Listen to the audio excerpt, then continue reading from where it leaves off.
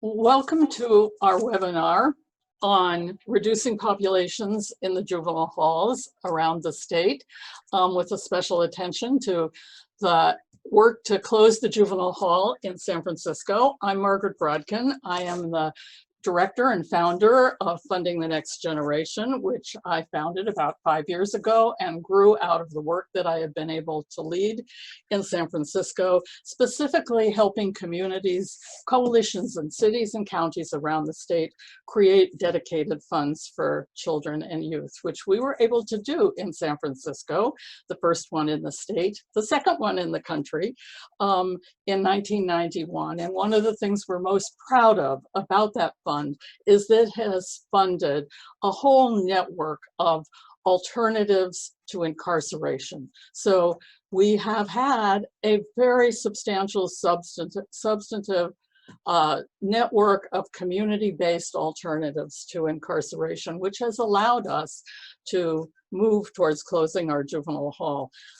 My personal history is I was the director of Coleman Advocates for Children and Youth for 26 years and worked a lot on juvenile justice issues. When I started in 1978, we had 400 kids in our juvenile hall. As of a couple of days ago, we had 8. So we have come a long way, and we still want to continue improving, and we are moving toward closing our juvenile hall. I am also a member, by the way, of the Juvenile Probation Commission, which when I was at Coleman, we put on the ballot to create it. It's the only one in the state. It's something that people can think about. Because it is the only citizen oversight body for juvenile probation services in the state. I'm going to quickly run through who you're going to hear from.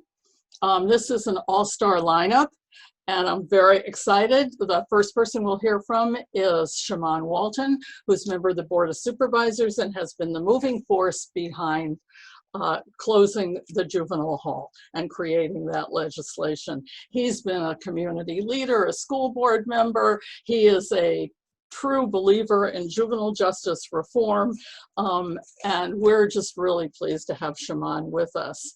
You'll next hear from 2 people from the Center on Juvenile and Criminal Justice, Dan Mcaleer, who's the director, and Mike Males, who is the senior researcher, and they have been a never-ending, strongest voice, a critic of juvenile incarceration, and we rely on them so much for their policy expertise and for the data they provide. They are the source of our data for reform, and we're really lucky to have them. We will then hear from Cheryl Davis, who is the executive director of the Human Rights Commission and who has been trusted by both the Board of Supervisors and the mayor to be the backbone of this whole effort of what the mayor is trying to do, what the Board of Supervisors is trying to do. Cheryl is not only transforming the Human Rights Commission to be an aggressive advocacy voice, particularly for the African American community, but she worked in youth services and brought together really transformed youth services in the Western Addition part of San Francisco, bringing everybody together. That is her forte. You will then hear from Patty Lee, who is the chair of what we call the Close Juvenile Hall Working Group.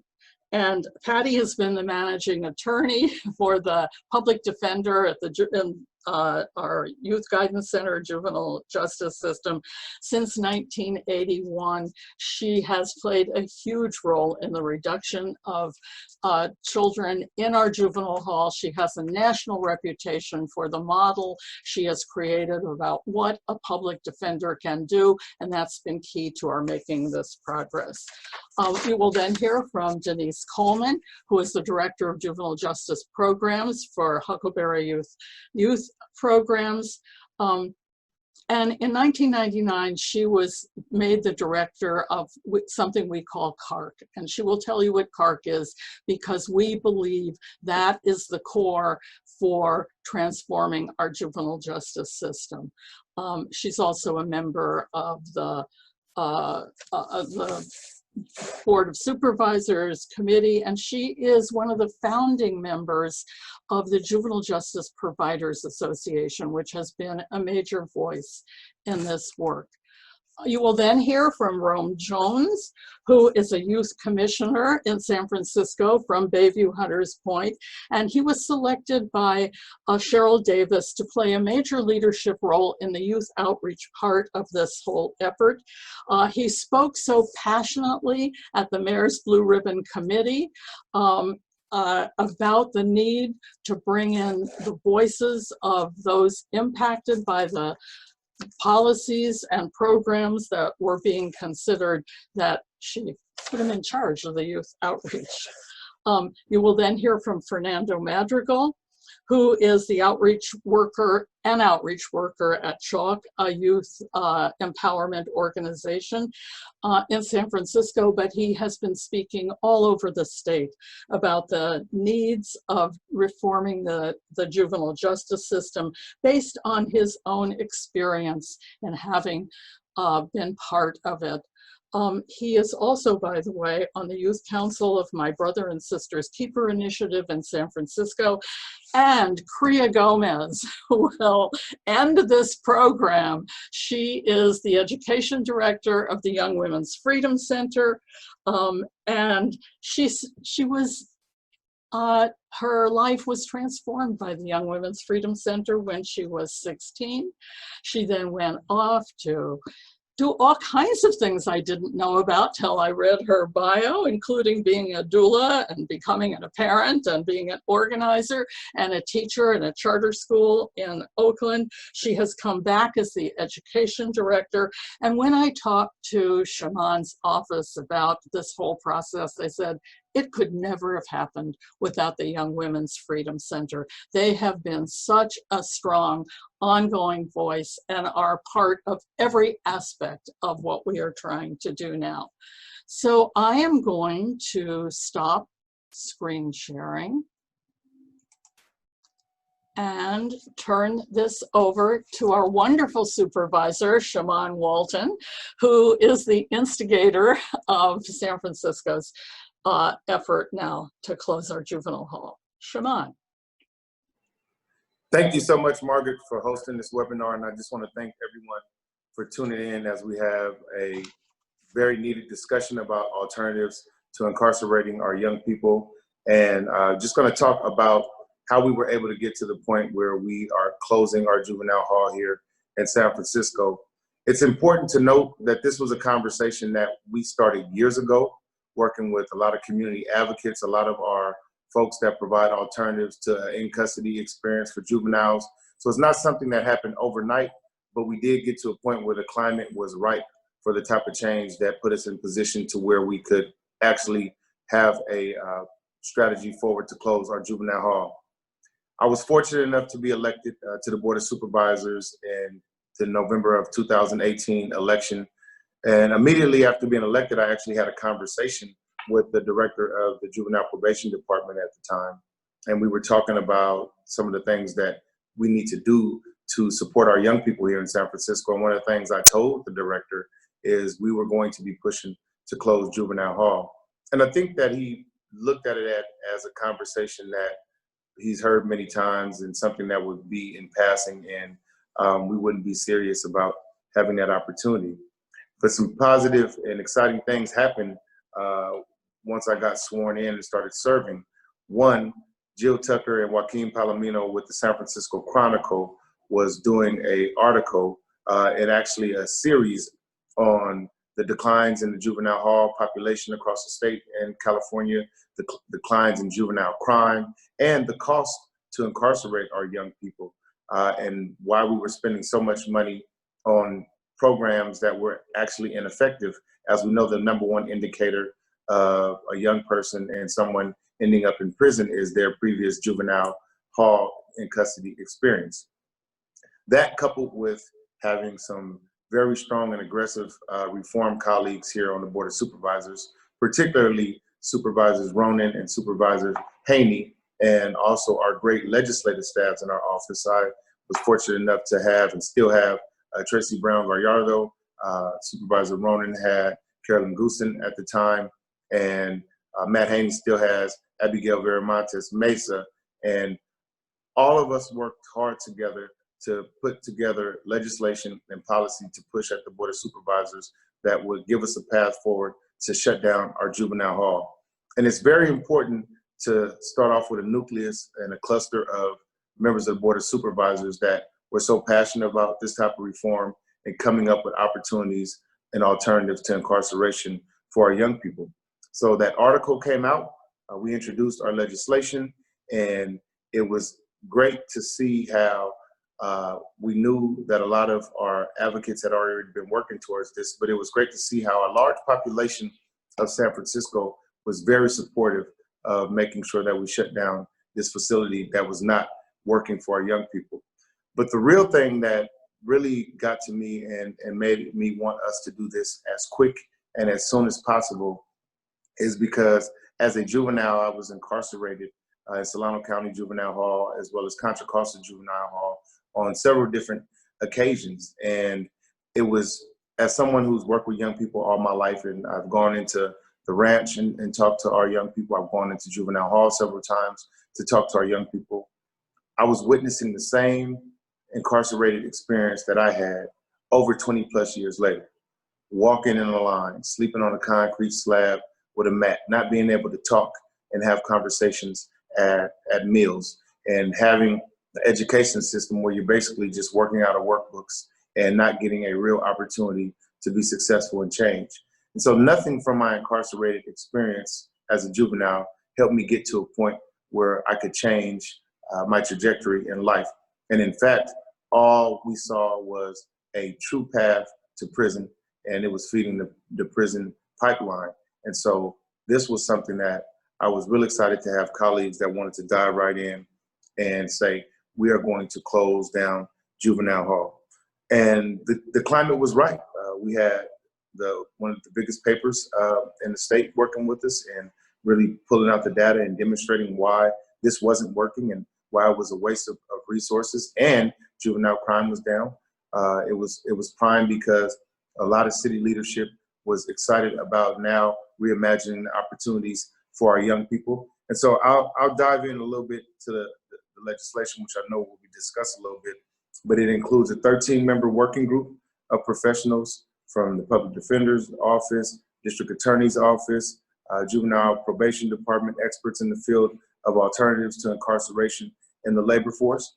They work on and focus on 8 areas: mental health, facilities, needs assessment and data, reinvestment, labor, and program alternatives. And these things are, we have a consultant in place that is basically operationalizing the work, working along with the Human Rights Commission, and of course, members of the Juvenile Justice JJPA here in San Francisco are, of course, a vessel of support that provides us with so much information working along with the working group. And I don't want to talk for too long, but there was some politics involved in terms of getting everybody on board. And so in some cases, the issues and concerns came from some of our communities of color. And I really just think it goes back to people accepting the status quo and people not really paying attention to the myths. So for example, people are saying this was going to be something that will push our young people out of county, which is something that we fight not to do already. And our main focus and our main goal was to, if you're going to have a young person that makes a mistake, we want to come up with a place that is going to give them the opportunity to be successful, learn ways to be rehabilitate themselves and move towards a future of success versus putting them in a place that's going to prepare them and more likely put them in a future of incarceration. And so we had to get people to understand that that's what this focus was really about, is making sure we do what's best for young people and not what's best for some of the adults who wanted to continue to see this system of mass incarceration be fed. There was myths about taking away jobs and taking away from some of the labor force. And historically, I am a workforce development provider. One of the things that I do is fight hard for jobs. And I know that reimagining opportunities for our young people also includes reimagining jobs and opportunities for people who work with our young people. And so never was the intent to take away jobs, but actually the intent to provide different types and better types of jobs for folks to give our young people an opportunity to be successful. We talked a little bit about what we would do differently, and I'll just say two things. One, I would have probably fought to close it sooner. So our legislation says we will close Juvenile Hall and come up with the alternative that leads to success for our young people by December 2021. If I had it to do all over again, I probably would have pushed for the end of this year because if we look even during this pandemic that we're in right now, we've been able to prove and demonstrate that we don't have to incarcerate young people to keep our communities safe. And in fact, we've done a great job of finding alternatives and places for young people who have made some mistakes to go during this crisis and still learn valuable lessons and keep our community safe. And incarceration has not been a focal point during this pandemic, and nor should it be. Also, I would say that I would really do everything I could to have more judges on board and supporting the work and through the process, because this is something that we obviously are going to need our courts and our judges to be a part of and to really believe in. And that work is happening right now as we speak and as we continue. But I think that's just something that would have been great to maybe have more support in that area on the front end. But other than that, there is no better climate than when we decided to tackle this in the beginning of 2019. I couldn't think of a better board of supervisors to do this with. We actually passed this legislation to close Juvenile Hall by December 2021 by a vote of 10-1, 10 members of an 11-member body. That is an enormous amount of majority. And we were just so excited to be able to do that. There was pushback from the executive leadership of San Francisco, and the mayor's office did, in the beginning, definitely have a difference of opinion in terms of what we need to do. And I think it goes back to people not really understanding what we wanted to achieve from this, and that was an opportunity for our young people to be having a strength-based approach and saying, we believe in you, we know we can provide you with opportunities to be successful, versus just focusing on the punitive aspects of what juvenile probation department was doing. And so after all the politics and getting through all that, with the mayor's blue ribbon panel that she put up to look at juvenile justice alternatives, with the great leadership of Director Cheryl Davis at the Human Rights Commission, we did get to a point where now we're all working together on the closure, as well as a bigger system of how we address our juvenile justice system here in San Francisco, and quite frankly, across the state. So that was an exciting time. We had the right leadership at the Board of Supervisors. We had the right leadership at some of our department level. Our community-based organization, our juvenile justice advocates have always been amazing, and they were right there fighting with us from the very, very beginning. And so the climate was just right. That was the time. And to get a paper like the Chronicle to be on board with that focus and that closure, I think was something that was big, and it helped us with public perception. And we were able to get a lot of San Francisco and most of San Francisco to understand why this is important and why we made this law here in San Francisco.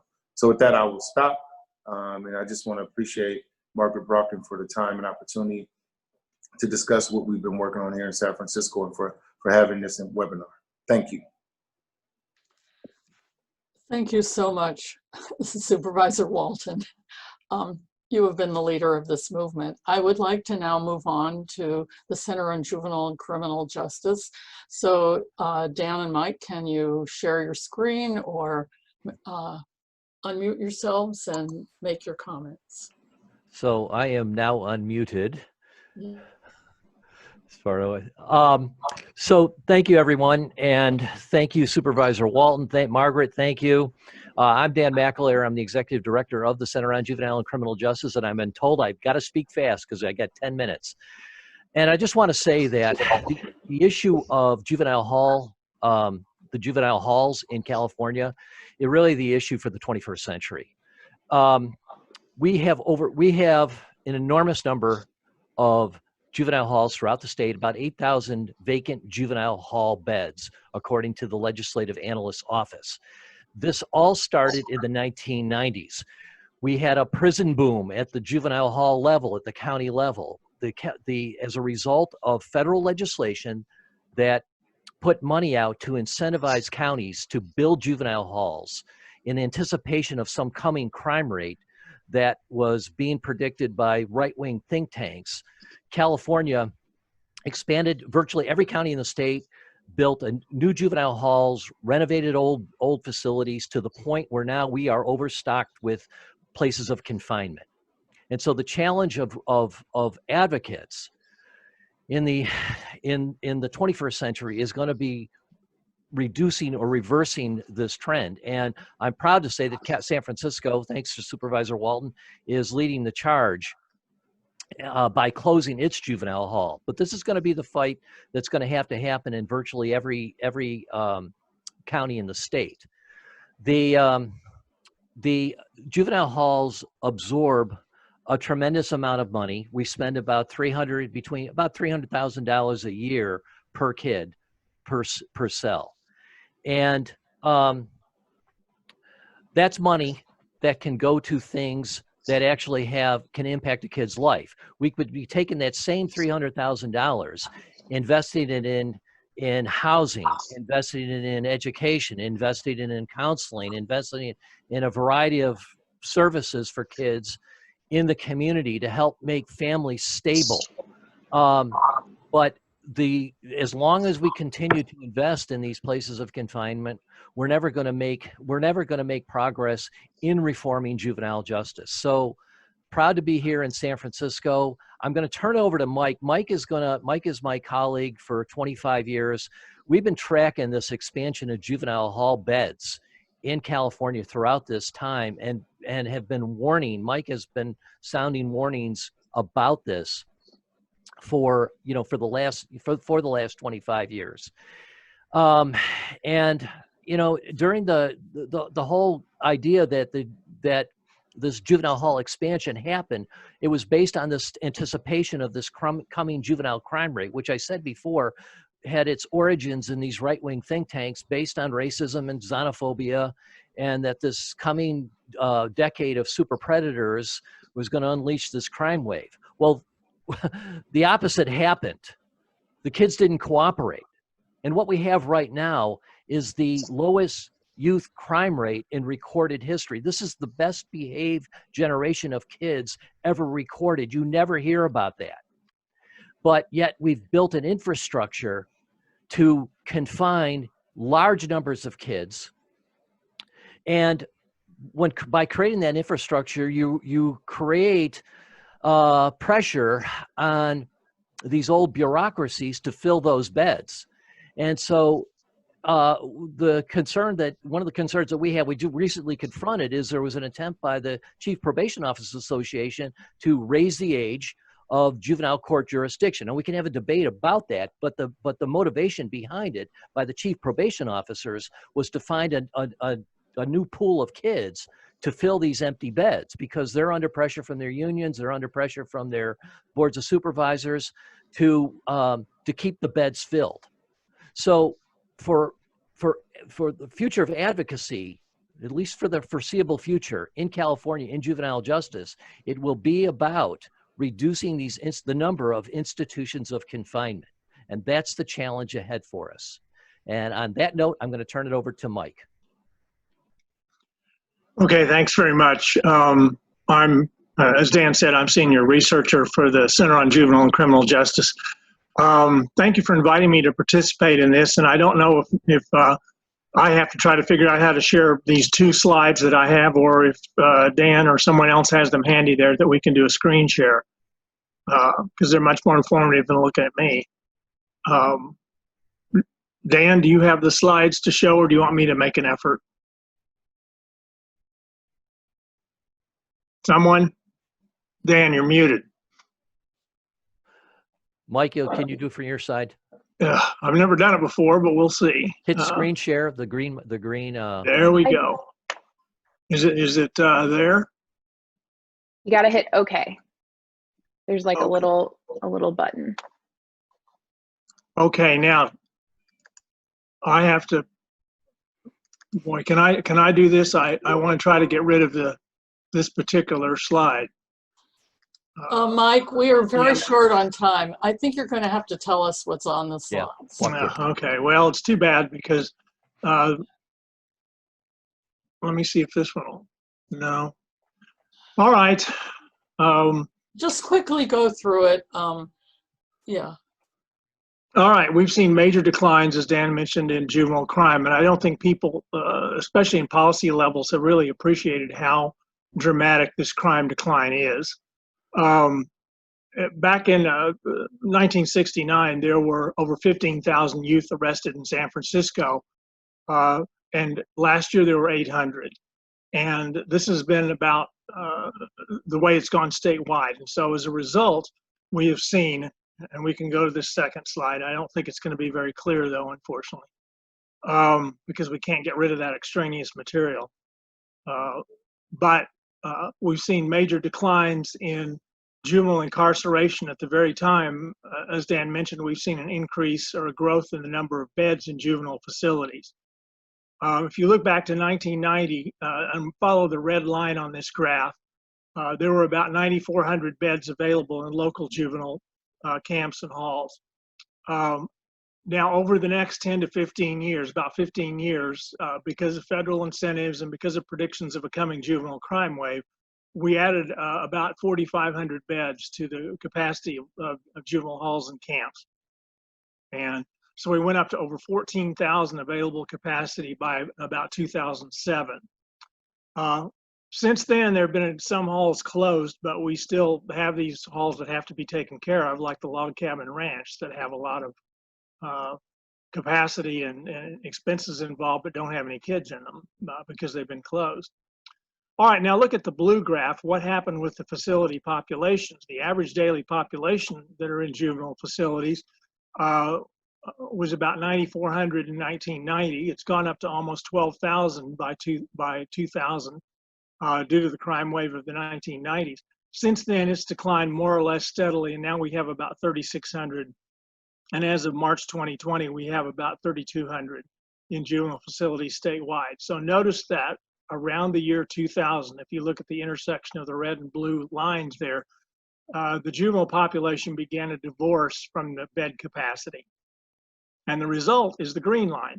The green line at the bottom of the graph, starts out at the bottom of the graph, is how many beds were empty in these facilities on an average day. In 1990, the number of facility beds was about equal to the number of youth in there.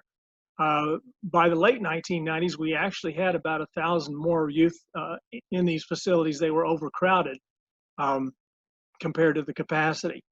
Then, of course, with the juvenile crime decline that happened, we have an increasing number of empty beds. It went to about 2,400 empty beds by 2005, then up to 7,800 or close to 8,000 by 2015. And today, over 9,000 beds of the 12,000 available, almost 13,000 available, are empty in these juvenile halls and camps. So it's been really a remarkable decline in crime and incarceration. As Dan said, I think that we really owe it to the youth population a great deal that they have brought down their crime rates so remarkably and have put us in the position where we can now talk about closing these halls. And they're closing around the state. We used to have about 130 juvenile facilities. It's now down to 100. And in the last 2 years, we've seen the closure of about 1/5 of the juvenile facilities in the state, or they have 0 inmates. And so this is part of a trend, but San Francisco is the largest city that's considering it. And finally, I also want to give credit to the San Francisco Chronicle series on vanishing violence.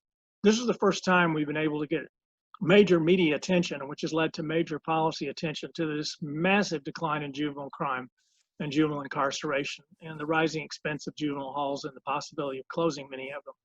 So anyway, with that, I think I'll conclude and we can go back. And again, we have much clearer slides if any of you want these slides. We can get these slides out to people. We have the lists and emails of everyone participating in this. So if you two could stop screen sharing, please. Hello, who's doing this? Good. Okay. So I want to move on to Cheryl Davis, and that is very powerful information. And as I said, we will get the slides to everyone. So Cheryl. Thank you, Margaret, and thanks everyone for this opportunity to share just a little bit of the role of the Human Rights Commission in this process. I am going to, let's see, I'm going to share, at least I thought I was, there we go, my documents that I am going to share and go through in this process. Sorry, I'm in a community center, so there's a little bit of background noise. So Close Juvenile Hall Working Group, really excited to be a part of that and to engage in this process. I think what was most exciting for me is that it really was a community-led effort. You'll hear a little bit later from Kriya Gomez, and Margaret's already talked about the Young Women's Freedom Center, but really being able to center this in lived experience, as Supervisor Walton talked about, and to highlight the voices of those most impacted versus folks who have just kind of looked at it and studied it, which for me, I'm always about how do we center and make sure that we are focusing on the folks who are the real subject matter experts in the sense that they are the ones that have lived through it.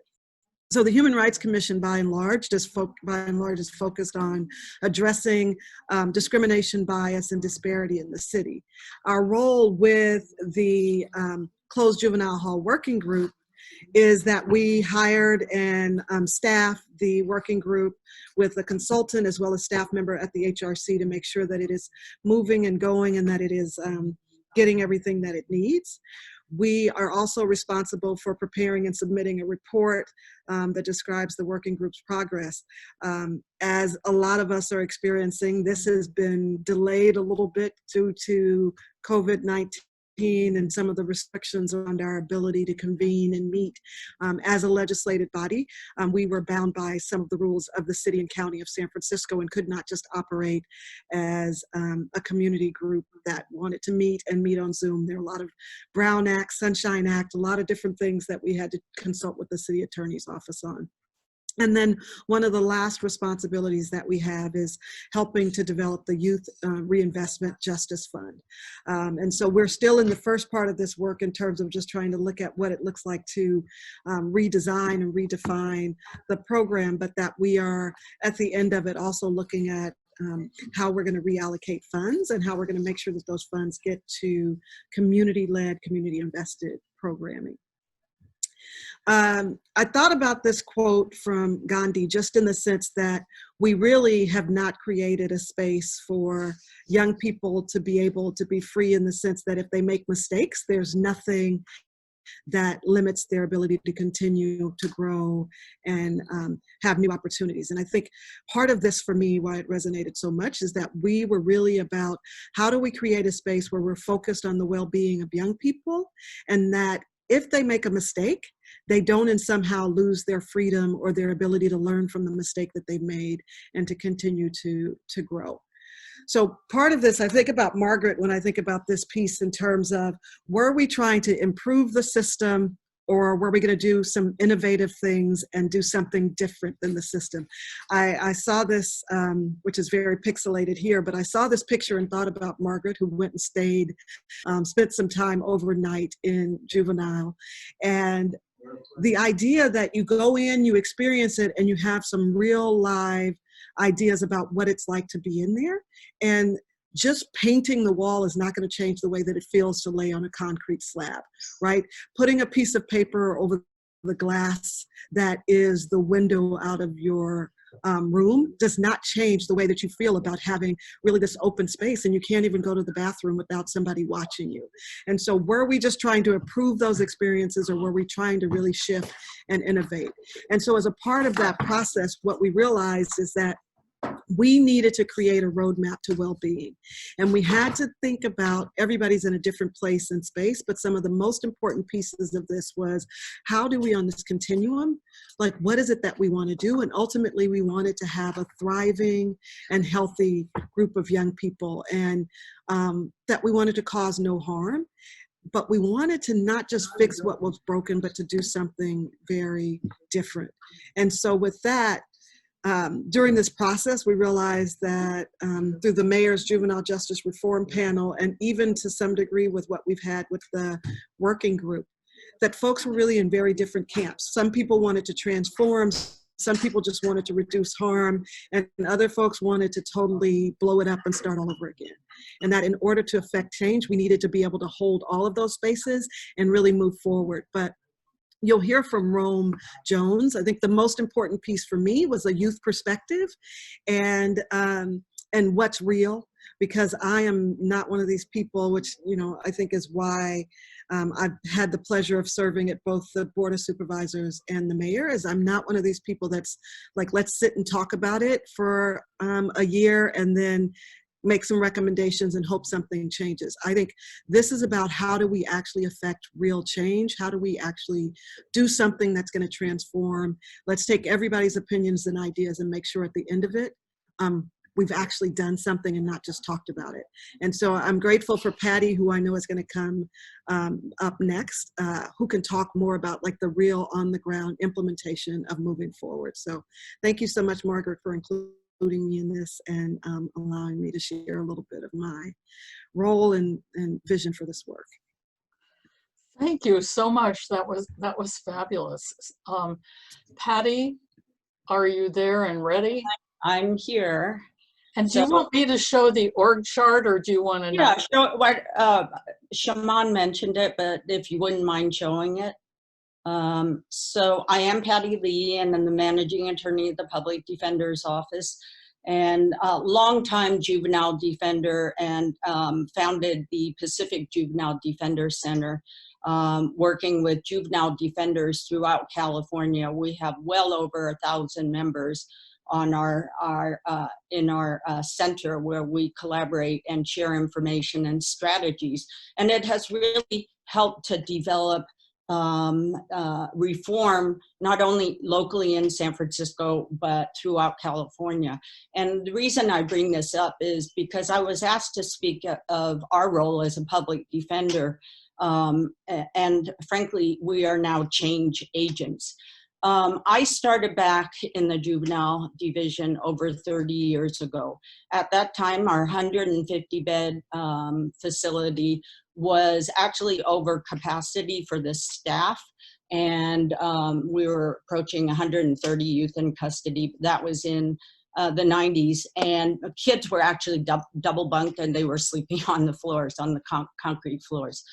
We have a new facility, but it is still concrete and metal, and there are the windows there. And we know that for every youth that is incarcerated, you can guarantee that they will face a future of incarceration. That is the biggest predictor of future incarceration, is to incarcerate a child. And so my office has always been working in the community. We are a community law office, and I want to emphasize this. We piloted over 30 years ago a model of holistic representation, where we hired social workers in our juvenile unit to work with our youth and families. We understood that our work was beyond the four walls of the courtroom, that we had to be in the community to establish relationships and develop trust with our clients. And because of that, we are no longer called public offenders and public dumpsters.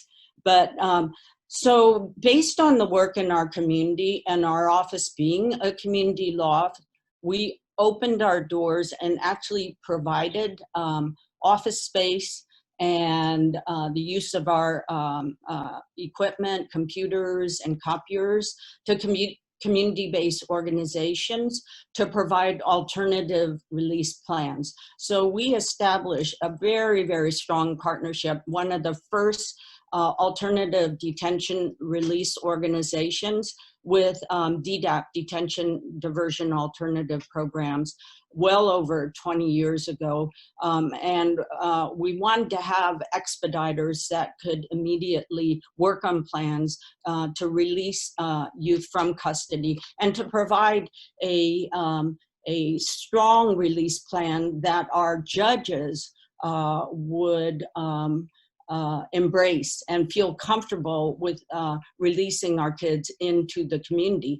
And that organization provided linkages to other community-based organizations that work with our youth and families in the community. So fast forward 20 years later, we worked with community-based organizations in the Bayview and in the Western Addition. Jeff Adachi actually founded the Mobilization for Adolescent Growth in our communities. So we have 2 organizations. They are our MAGIC programs that are based in the Bayview Hunters Point and in the Western Additions. We were identifying the hot spots where our kids were being arrested and being brought into custody. And we knew that we had to break that chain of incarceration. We knew that we could not do it in the courtroom. We knew that we had to be in the community where we worked alongside with our families and our community partners, as well as governmental agencies who are also our partners. So we're probably over 300 organizations strong where we convene community meetings, we have backpack giveaways, we have summer programs. In fact, Director Cheryl Davis of the Human Rights Commission was the first director for our More Magic program, and we're so proud of her path and her work in reforming initially what was occurring in the Western Addition, and now she is reforming the entire city of San Francisco in more ways than you can even imagine. And what we did is I wanted to focus on how we ended up being a part of the Close Juvenile Hall work group. As Supervisor Walton mentioned, we did need to address the issues of over-incarceration. And our office had been banging on supervisors' doors because we wanted to protect the rights of youth with the Juvenile Miranda Bill, and it all coalesced around the time of the article, The Vanishing Violence, but we were already working on legislation with the supervisors to expand the Miranda rights of youth because there was an incident, a triggering incident that occurred at Balboa High School where the police paraded youth in front of national press because a gun had been discharged in the school. The parents were forced to wait outside for 3 hours while the youth was in the administrator's office with police. And so we moved forward with that, and then we based on the work with the supervisors, we developed relationships, and we moved and worked with our community partners and advocates, one being the Young Women's Freedom Center, to work with the Board of Supervisors to actually write the legislation. And so I have the chart here. There's an organizational chart, and you can see that these are the subcommittees. I want to address some of the challenges if you hope to embark on this road.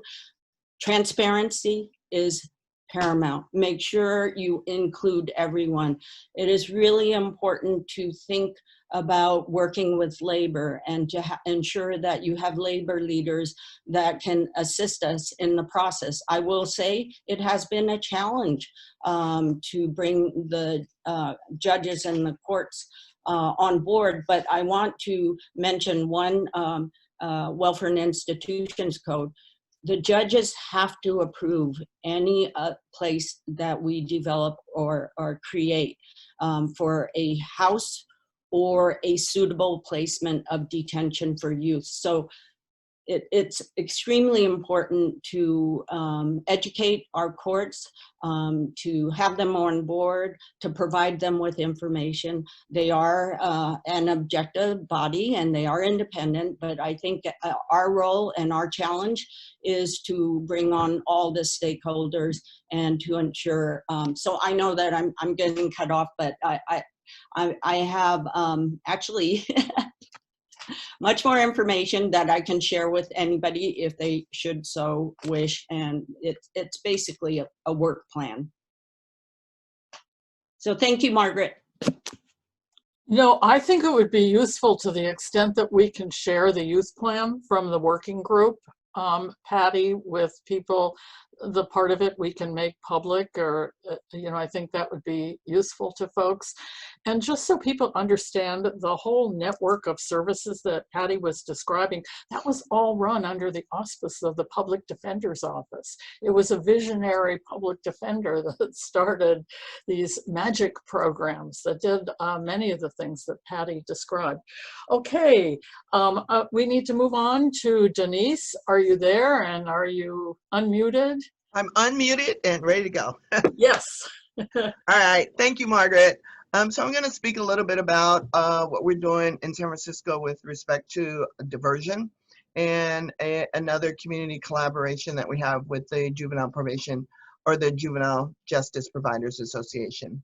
So, as you are all aware, being arrested is a crisis for youth and families in any jurisdictions, but especially here in San Francisco. And it's at that point of arrest when there are so many unanswered questions that being able to talk to a community provider instead of law enforcement can be incredibly impactful. Having the ability to have that contact with and engage young people at that point at the front end of the system is crucial, because it's at the front end of the system, whether it's low-level offenses or high-level felonies, that community providers have the opportunity to have an open dialogue with youth and their families without having the heavy hand of law enforcement to impact their responses. In San Francisco, we have the Community Assessment and Resource Center, better known as CARC, and it's our front-end diversion for young people that are arrested. We see about 30% of the youth arrested. However, with the closure of Juvenile Hall, we envision building off of CARC and creating a central intake hub where all youth, regardless of the severity of the offense, will have the same front-end contact with a community provider. One of the most important elements of CARC is that we are located in the community, and we are run by a community-based organization. We are funded by and as a result of the incredible work that Margaret did through the Children's Fund. It's also important to note that we partner with juvenile probation, but are not managed by the department. You've heard me speak so much about community providers. It would be, unusual for me not to mention our Juvenile Providers Association, which is called the JJPA, which was created about 15 years ago. And we're a collaboration of agencies, most of which work with youth that are in or have had contact with the juvenile justice system. Originally, we came together to have a greater voice in the funding decisions that were being made by the city. Today, we have morphed into much more than that. We are a fierce community advocacy group that impacts city policy, budgets, elections, and all things that have an influence on the outcomes of our youth. We are an amazing group of community partners that interrupt the cycle of systemic injustices in San Francisco. So that's it. Thank you so much, Margaret, for including me and allowing me to share some of the examples of what we're doing in San Francisco. Let me ask you a question. Okay. Do you see the CARC, you do see the CARC ultimately becoming the intake for all kids? Yes, this is what we have been talking about probably for the last, Dan, what, decade? And that's what we envision, having a central point where all young people can come and all be treated with the same impact of community-based providers, engaging them, talking to them about what's going on in their families, in their lives, at school, and having an impartial person have those kinds of conversations with them without the criminogenic background of law enforcement and their questions. Okay, that's great. So Rome, are you there? Can you unmute yourself and talk about how you got involved in the youth organizing and outreach for this? Well, I'm Rome Jones, and I'm the D10 Youth Commissioner, so that's kind of how I got involved. I got invited to a Blue Ribbon panel meeting, and so I went in there and I kind of heard everyone having their complaints or questions about the process.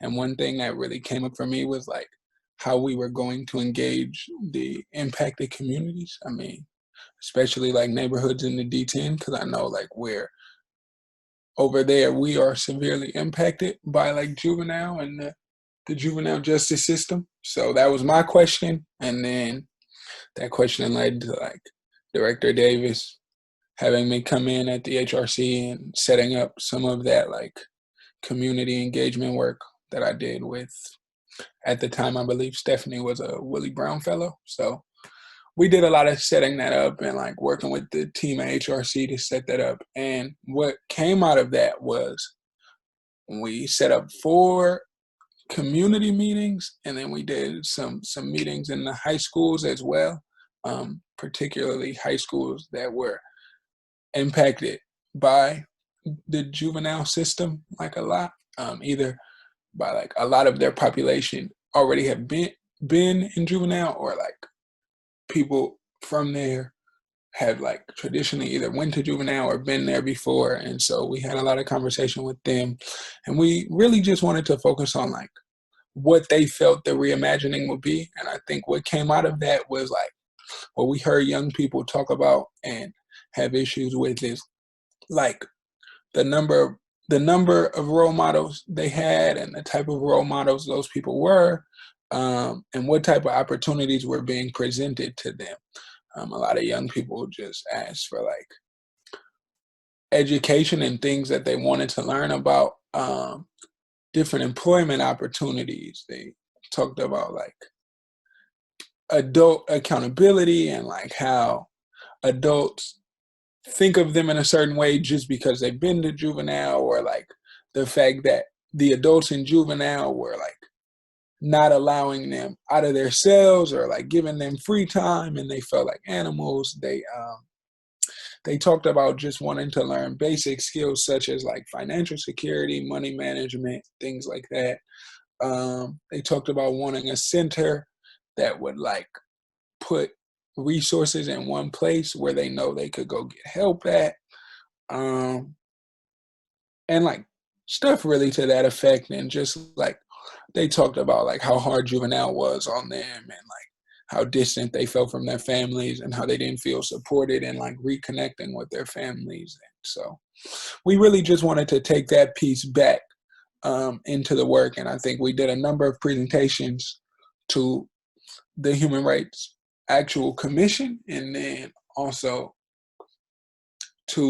we spoke with the working group as well, and continue to communicate with them. And hopefully, I mean, as COVID-19 stuff starts to settle, we'll have more conversation with young people as well, because another thing they mentioned was like the idea that people come and talk to them as like a one-off thing, and they never get to know if their words meant anything, if they turned in anything, and there's not a lot of ongoing conversation. So hopefully we can establish some of that, which we were planning to do before the COVID-19 stuff happened.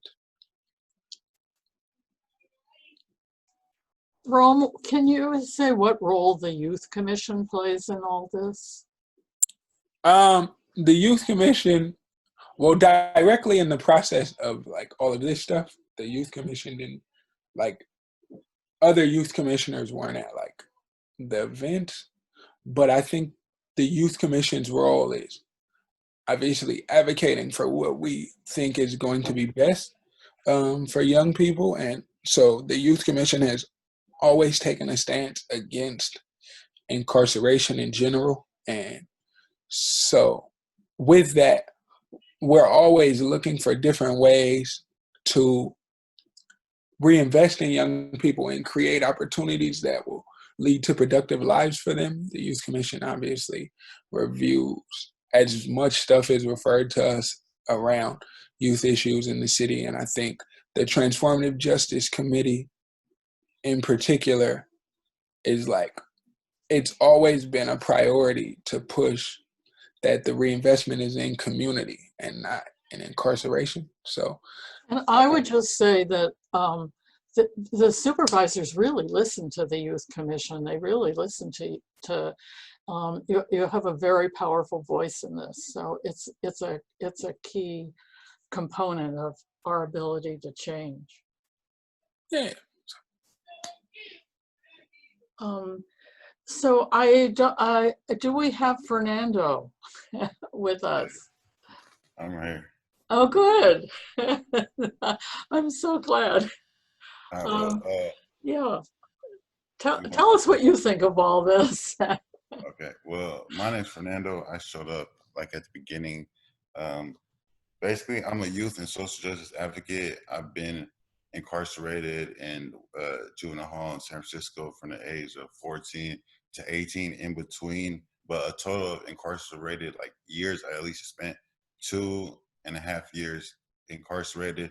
Well, if it wasn't incarcerated, it was off to a group home, or it was mostly group homes. I never went to the boys cabin ranch because I really fought for my education, and my attorney fought for my education for me planning to graduate high school properly at a real high school and not at a boys camp. And it's really important that we invest in not only our community but education too, because a lot of crimes that say the youth are committing, the crime rate is lower right now, but the crimes that the youth are committing is for money, and it's really for them to find a better way of living. And while I was incarcerated in YGC, really, the people that were coming in were like arts and craft people, teach us how to draw and paint stuff, but really they never taught us the education of real estate or being an entrepreneur and helping us invest in ourselves. Instead, it was just throwing us in a cage and just keeping us caged in.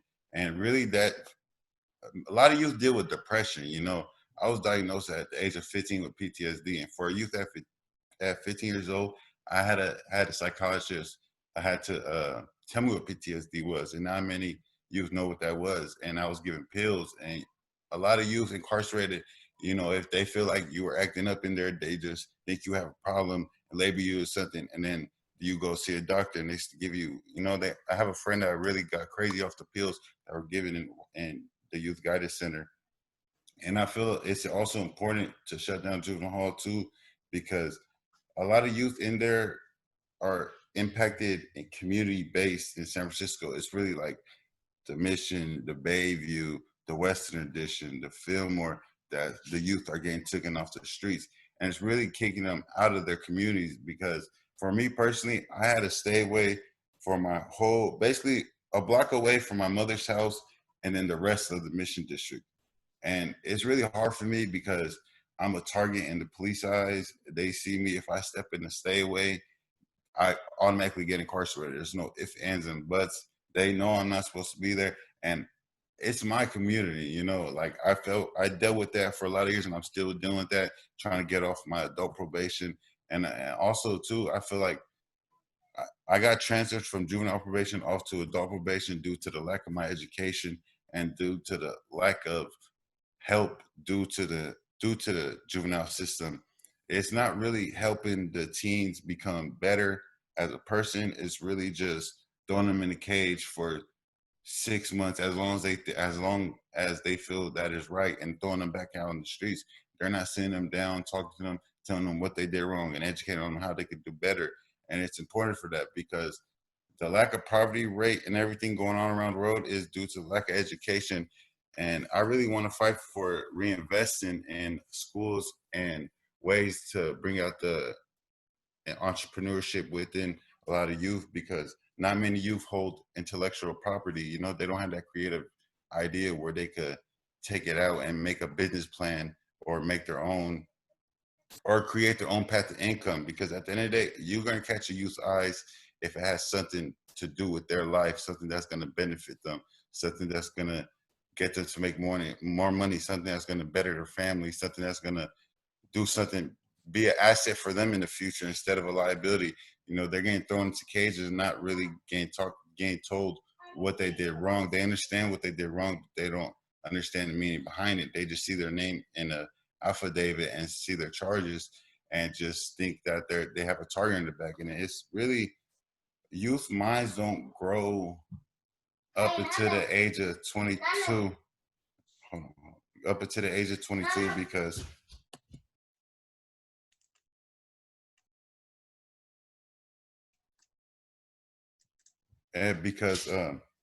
sorry, back to what I was saying, but we're not really taught about the importance of life, you know, finding peace within ourselves. We're raised in environments where it's like fight to the finish, you know, to where it's like big dog eats little dog. And for youth growing up, it's either you're gonna get stranded in a stampede, or you're gonna join them and learn how to become that type of person or adapt to that environment.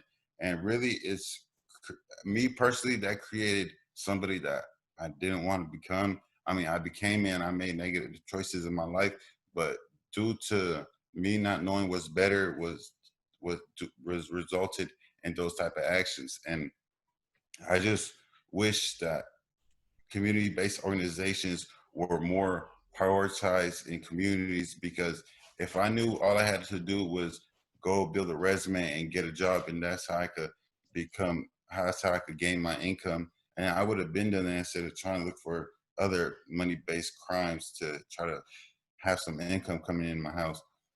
And I feel like San Francisco being the first step to shut down juvenile halls around the world is a big one, because, you know, many people don't know the streets of San Francisco. You know, they think San Francisco is just a money-based organization. I mean, not a money-based organization, but like a money-based city. You know, it's a lot of lost talent in San Francisco, and most of it's in the youth. If you see the empowerment of the youth that they hold within the city, it's very strong and it's very leadership, and that can be held around the world. So I'm gonna keep advocating and keep fighting for social justice within the youth and all around the world. And I feel like it's important to understand that shutting down juvenile hall and reinvesting in schools, and education, mostly education, but there's more to the education. It's not education behind sending them to more elite type of schools. You know, it's more education of finding them who they are as a person. You know, many youth incarcerated grow up from broken homes, either without a father or a single mother, or have to looking out for their siblings. So it's important to tap into their inner peace and their spiritual peace and find their awakening. You know, my awakening is bettering the youth coming from next generations, and that's a power that I hold, and I'm gonna keep holding that. But you know, many different for other youth, and it's important that we all cover that.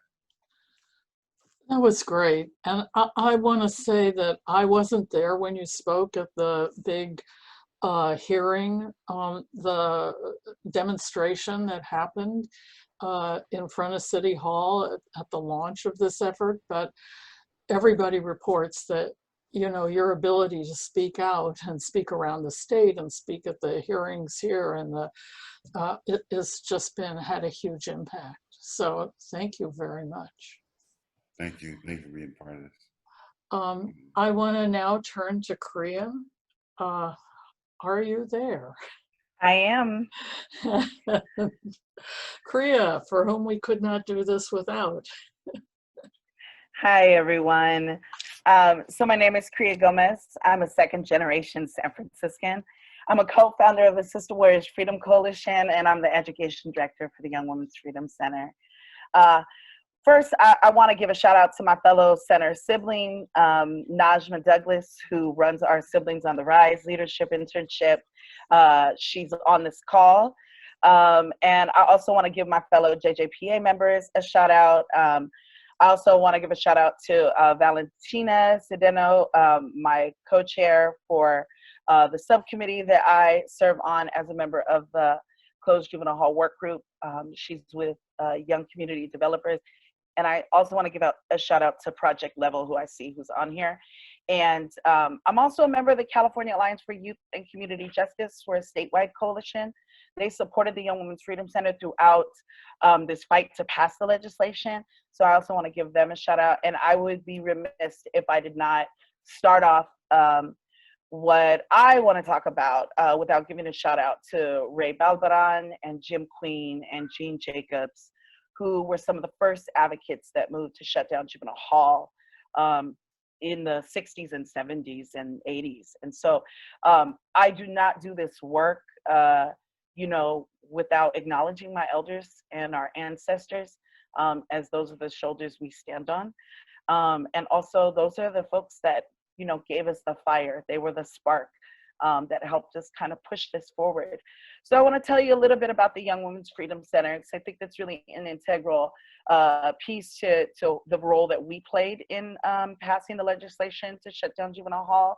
We're a leadership and advocacy organization. We're an organization comprised of cis and trans women and girls and gender nonconforming youth and adults who have been directly impacted by systems. So 98% of our staff are system impacted. I myself was engaged in the juvenile justice system in San Francisco for a number of years in the 90s.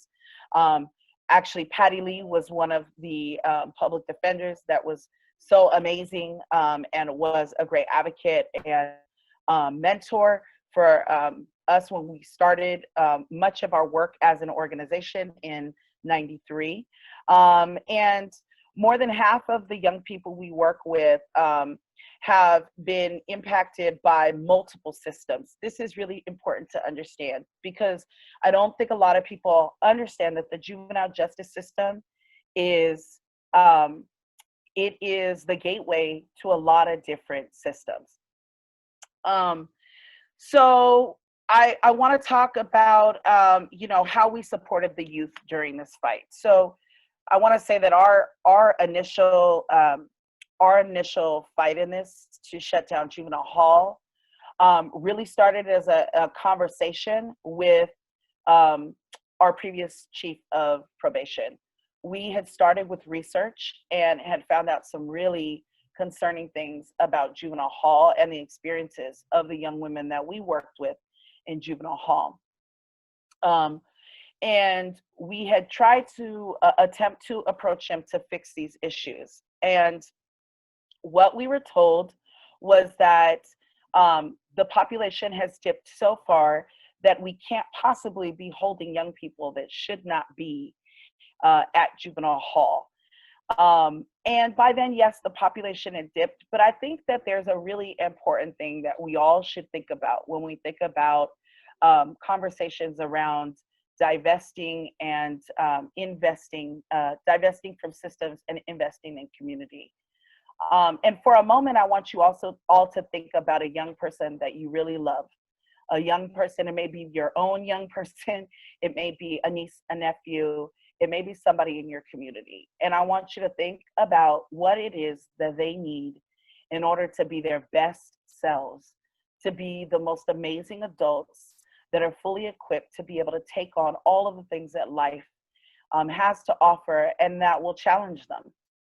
And I pretty much guarantee that none of you will say that one of the things they need is Juvenile Hall. Now, what you might say is they need support with education. They may need mental health services. They need opportunities for leadership or job training. But no one should have to be able to go to Juvenile Hall in order to be able to be part of the system to get these things. This is actually the very, the very argument for why Juvenile Hall is really not a good investment.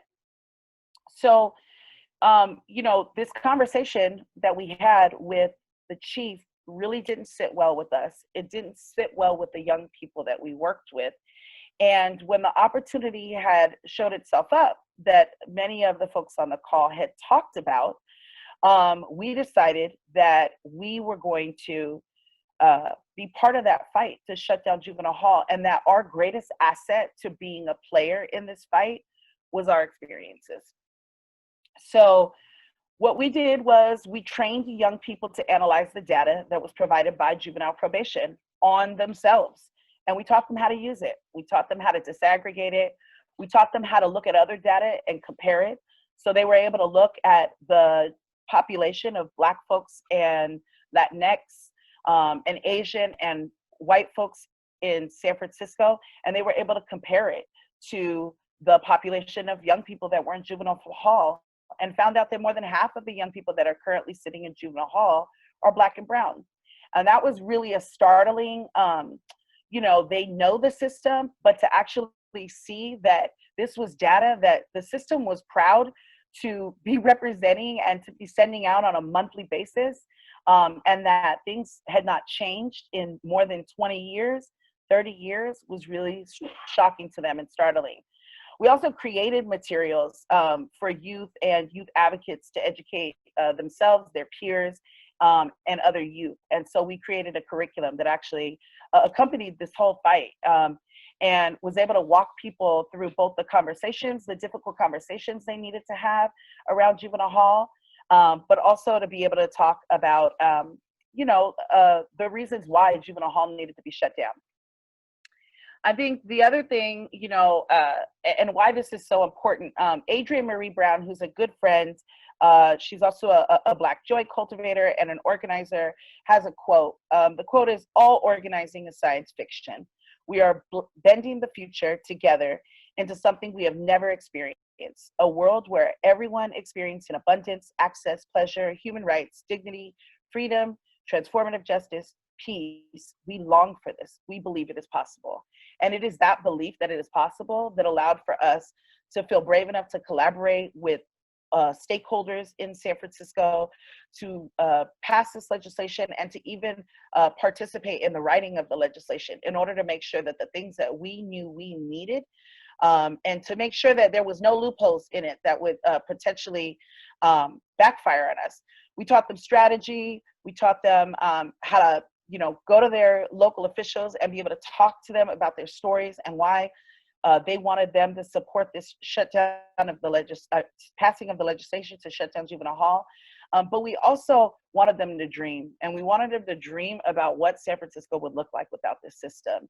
And I think that that's the most important thing that everyone on this call can do, especially in this moment. So that's my time. I don't know if we're going to have a Q&A, but I so appreciate all of you for being here. Thank you so much. Oh, thank you, Kriya. Thank you so much. We have only one real question in the chat, and it's about rural counties. And I don't know if any of our speakers feels comfortable sort of addressing the unique issues of rural counties.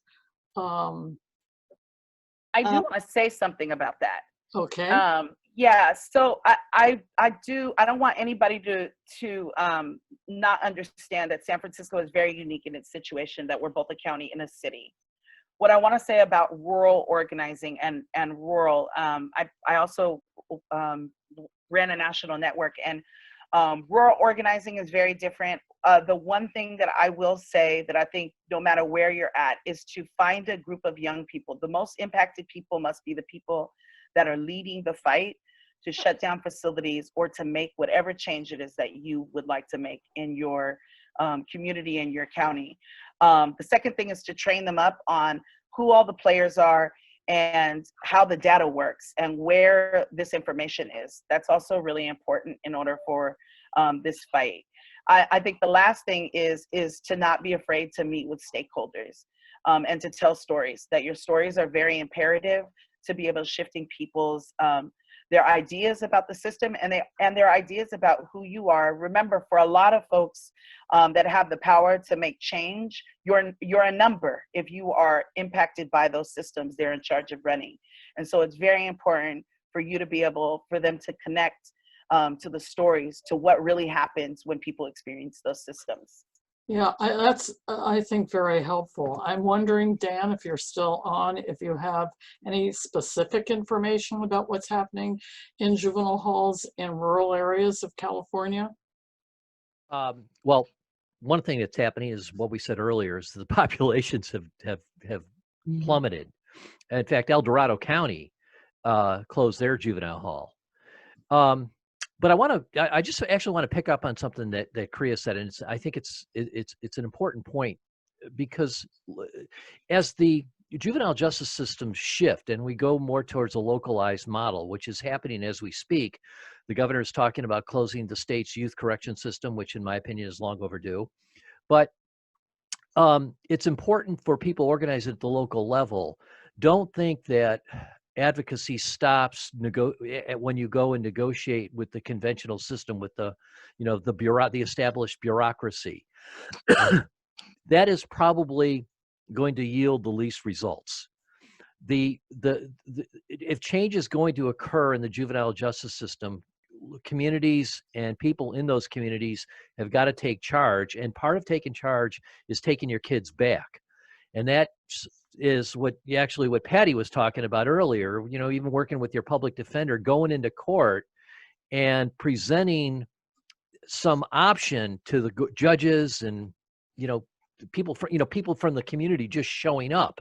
And don't depend on the established systems, because the established systems, frankly, are the problem, and they're the least likely to change. If we're going to change the system and create a juvenile justice system for the 21st century, it has to be localized, it has to be based in communities, it has to be in neighborhoods, and it's got to use the resources, rely on the resources that exist in those communities and those neighborhoods. So Dan, we just got another question that you are particularly appropriate to answer, which is about the closing of DJJ and how is that going to affect county facilities, and should we let it? And I'll give you a few minutes, just like 2 minutes, and then we'll. Look at the future of juvenile justice advocacy, change in juvenile is going to occur at the local level. We currently operate two bad systems: the local probation systems and the state correction system. We're getting rid of the state correction system. So yes, so that means that those kids are going to come back to the local communities, local counties.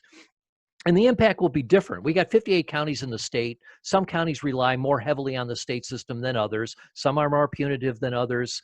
Some have a richer array of resources than others. But the fight is going to be now at the local level. The closure of the DJJ is long overdue, in my opinion. It absolutely needed to happen. Now we got to take the fight to the local level. So that means working with those kids that your local probation systems and local courts dumped onto the lap of the state in the past now are going to stay in the county, and it's going to be incumbent upon us to figure out how the counties are going to work with them and how we're going to adjust our systems to accommodate those kids. Okay, so do any of our speakers have one last comment they would like to make?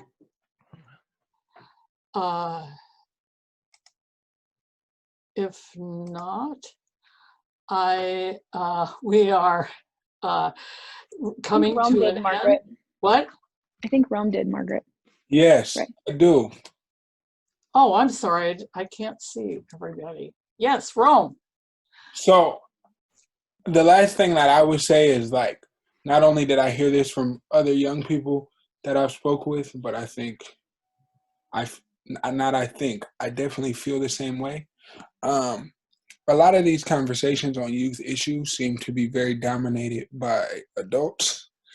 And so I would like to see wherever people are doing this work, that they're engaging as many young people as possible, and actually putting young people in real positions where